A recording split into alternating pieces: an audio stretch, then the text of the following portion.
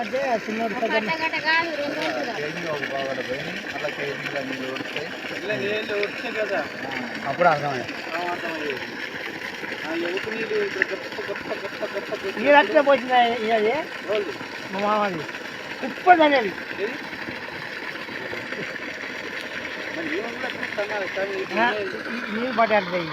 నేను చూసి నాకు బేజనుకున్నా కానీ నీళ్ళు అయితే బాగానే ఆ మందంతా కట్టింది నేను వేస్తూ నీళ్ళు చూడలే కానీ నీళ్ళు అంటే కట్టించిన అంతే నీళ్ళు కింద పడితే అనుకోండి పై జలాలు ఏమవుతున్నాయి ఆగున్నాయి కదా ఆగుండే వరకు ఈ పై జలాలు నీళ్ళు గమ్ముకొని బెనిఫిట్లో మీద పడ్డది నీటి బెనిఫిట్లో మీద పడ్డాయి కానీ కాయలు లోతులో కూడా